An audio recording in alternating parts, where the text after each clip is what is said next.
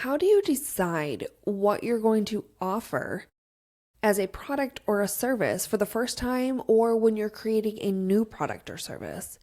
Welcome back to the Family First Entrepreneur Podcast. My name is Heather Blake. So today we're going to talk about testing out products and services. Now, this is always important in business, but I think it's even more important for a family first entrepreneur. We have very limited time, and we don't want to go ahead and start creating products and services that we believe people will want, but they don't actually want, or developing an entire system or something. We're developing this huge thing and we're spending all this time and our resources, and maybe we're not going in at the right angle because we really only guessed and didn't actually really test out the idea that we had. So let's see, I have notes on my computer in front of me and I just need to scroll down so I can read my notes. I do want to say that I am creating a Google Doc for this.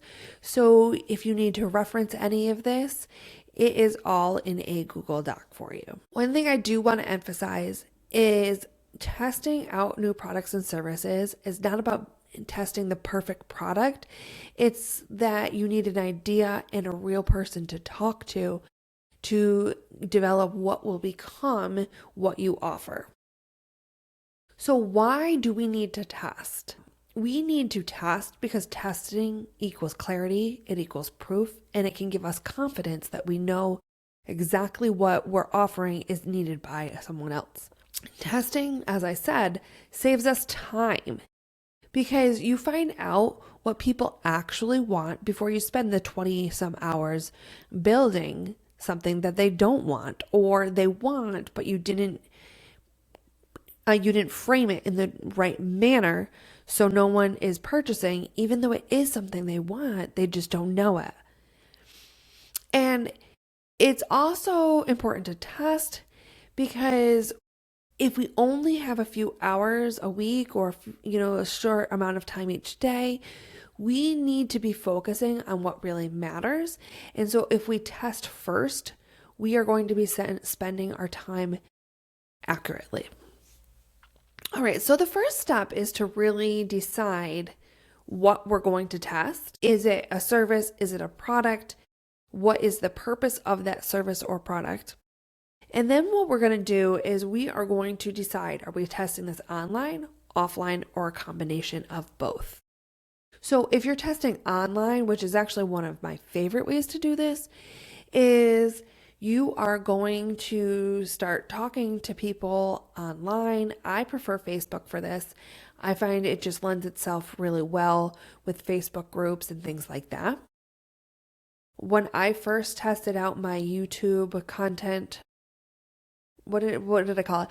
The YouTube Business Workbook, which was the original first workbook that I did, which eventually led me to the current new business workbook, Clarity to Cash, that I have. So I actually tested that out in a YouTube creator specific Facebook group. I talked to people about it. I watched what they had been asking for, what they'd been saying. And then I created something. I gave it to them to beta test.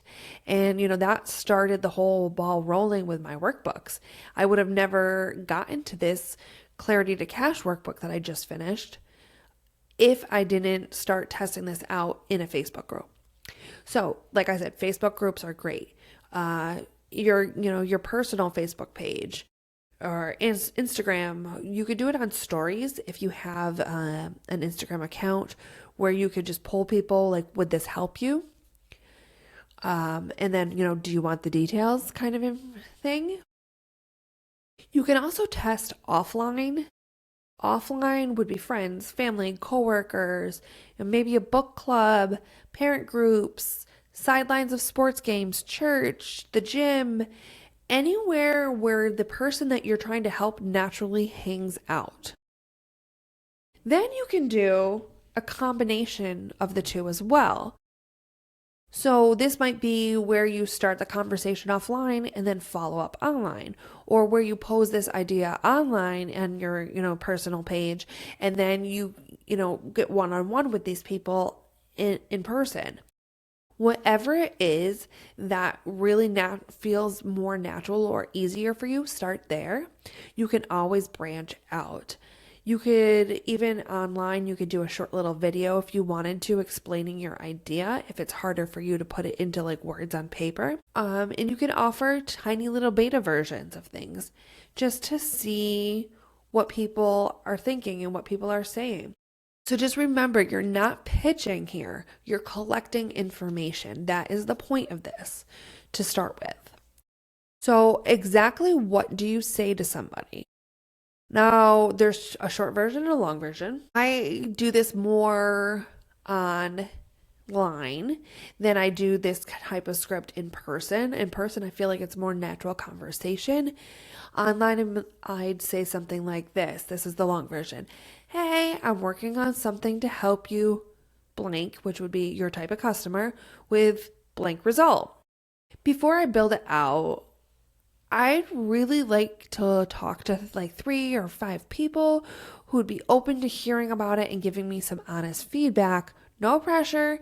I thought of you. Like no pressure. It may be for you. It might not be for you. If you're talking to someone specifically, I thought of you. Let me know if you're interested. Now, here's with an example. Hey, I'm working on something to help moms with toddlers to get their toddler to eat more fruits and vegetables. Before I build out this whole system, I wanted to talk to 3 to 5 moms who have toddlers who'd be open to hearing what it is that I am putting together and would be willing to give me honest feedback. No pressure. Let me know if you're interested. So it's that simple. The short version is I'm testing a new idea that helps the person do result. Want the details. So something like an story post, like a poll on your stories on Instagram would be the shorter version. On the long version, that could be something that's on your personal page on, Facebook or in a group. If you're able to post stuff like that in your group. Here's like the short version with the same example, just the shorter. I'm testing a new idea that helps moms with toddlers to get their toddlers to eat more fruits and vegetables. Want the details? That's simple. You don't have to have any fancy copy. You don't need to have the whole product built out. You just need to be able to start the conversation. That's the big thing. Starting the conversation and you go from there. What are you looking for when you're testing? First of all, your testing is no fluff. You don't have a lot of time. They don't have a lot of time. You're just getting to the point. You're not making idle conversation. You are trying to create some sort of rapport if you do not know this person, because you want them to feel comfortable with you and you want them to feel that they can give you their genuine response. So you do want to build some rapport if you do not have any already. However, this is not about fluff and chit-chatting, okay? You're looking for 3 different things really when you are talking to someone. First, you're going to look to see if they show interest. Whether it's the tone of their voice, maybe it is their body language, it is what they say. Like, do they perk up? Do they like, oh, that sounds interesting. I need this. Ooh, I don't know about this. You're looking for cues with their tone, with their body language, if you're in person or, video chatting, anything like that. You're looking for what they say, right? You're looking for that something that shows you that there's interest, there's a spark there. Next, you're looking to see if they're going to ask questions. These are going to tell you exactly what you need to clarify. So you gave the information of what your intent is, who you're helping. Now they're going to ask you some questions and you're going to jot down what those questions are, because those are going to help you know exactly what it is that you're going to have to say when you do sell this product and what you need to include in this product, service, whatever it is. The next thing you're going to do is you're going to listen for specific words that they use. These are the words that, will signal to someone else you know exactly what you're talking about.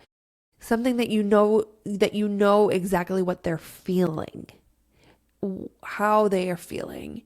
If they're stressed about, their child not eating fruits and vegetables, if they're concerned, you're going to listen to these words and you are going to write those down because those are an absolute goldmine for your sales page and when you're doing your messaging and your pitching. So some other little things you could do is, if I were to offer that, like you discussed it, what you're going to do. If I was to offer you that at $27, would you be interested? If I was to offer it to you at $99, would you be interested? Or you could even say, what do you think would be a fair and reasonable price for myself as well as you paying me? How much would you be willing to pay for it? You can ask all these questions. Generally, something $99 and under is a pretty easy yes for most things, but not always. It depends on what you're offering. So you can also see if they have a situation or a story that they might share with you about it. A way to say is if they tell you something and your response is, oh, can you, you don't want it to sound like a job interview because the way I was about to say this, but could you share a story about that? Or that's great. Can you think of a time where you were so frustrated or, something? Make sure it feels natural. Make sure it doesn't feel like a job interview. But, ask them, could you, expand on that? Can you explain more to me about how you felt in that situation? Stuff like that, because that's going to help you. And then do they say things like, oh, I've been struggling with this, or, oh, I've been thinking about this, or this has been on my mind? Look for those key triggers that, in what they say, like I said, can be goldmine for sales pages and messaging. All right, so they've expressed interest in it, and they've given you some, basic feedback about their thoughts on what you're sharing. Now you're going to give them a simple roadmap, but not like the extended version. You're not going to get into detail about how you get there. You might just give some basic, so they have a basic understanding of what you're offering, no fluff, right? So we're going to do this, then we'll do that, and this will allow us to get to here, right? So there might be 20 steps, but you're just going to give them like 3 general overall kind of things. Then you can say, are you interested in being, testing this out for me? If I put this together, would you be willing to test it out? Most people would say yes, not everyone, but a lot of people are going to say yes. So then you have 2 options. You can do the test price or the beta price, something low, $7, $17, up to like $47 maybe, depending on what it is. Then your other option, other than the test price or the beta price, is to say, I'm willing to do this for free in exchange for your testimonial or review, right? That is huge in my opinion. A testimonial and a review is worth more than that $7 that you might get from them, because that testimonial and that review can go online and you can share it, and it starts building trust with you, and it shows that someone else went through this program and that they had success with it. So that is awesome. And also a testimonial review, it might actually point out some things that you needed to tweak, and then you can tweak those as well. So your plan would be with that beta test is to give them a tiny win, and in exchange you get that testimonial. You're going to ask a question afterwards too. You're going to ask them what helped them the most and what they think could make this better. They're living that situation with their toddler. Maybe they see something that you don't. Maybe you're, creating this because you need to do it with your toddler, but their toddler's slightly different. So therefore they see something slightly different. And asking these questions, what would you do to make this even better? That might, you might get some insight from them and be able to do a tweak. Now this works better for all toddlers opposed to just your toddler. So this is how your real offer starts taking shape. You are going to, tweak it, and you could test it again with more people. You could then tweak it and bring it out to a wider audience of people. You could start doing, if you did, just for the testimonial, you got your reviews, you did some tweaks on it. Now you can put it out there. Maybe that's when you do your beta pricing. So $7 opposed to, you're free for the testimonial and the feedback. Testing is never failure. So if you find that something's not working right and that you need to tweak the language or you need to tweak the way it's being offered, it's not failure, it's clarity, it's information. And we need to just take that information and figure out how to move forward. Occasionally, moving forward means completely pivoting. It means scrapping the idea and coming at it from a completely different angle. Sometimes it's little tweaks. Sometimes it's just, repackaging the wording of it or repackaging how you deliver it. So it's never failure. And I love to say that I do not regret anything I've done in life because I've learned from it. It has shaped who I am, and it's shaped how I act today. So if you go at testing with that same theory, none of this is failure, it's all shaping my products moving forward, you will have a better product because you came at it with the right attitude. Remember, you're not asking for approval from this person. You're collecting real world feedback. And I suggest more than one person because say that they are not interested in what you offered. You need to go to more people because just one person not being interested does not necessarily mean that the product doesn't work. You talk to more people. You ask them maybe if you could rephrase it. Like, could you phrase it differently and see if they're then interested in it? Right? So you're not looking for their approval. You're looking for real world feedback. The fastest way to create a sellable product is listening to the people that would buy the product. Not necessarily making it for them, but making it with them. Make sure that you keep it simple because busy people need simple, right? We are family-focused entrepreneurs. We need it to be simple, and we know that our clients need it to be simple. Don't get too crazy because no one's going to want something that's filled with extras. Well, okay, people do want things that are filled with extras, but people don't want to have to do extra work or have stuff there that doesn't actually affect the bottom line, the end result.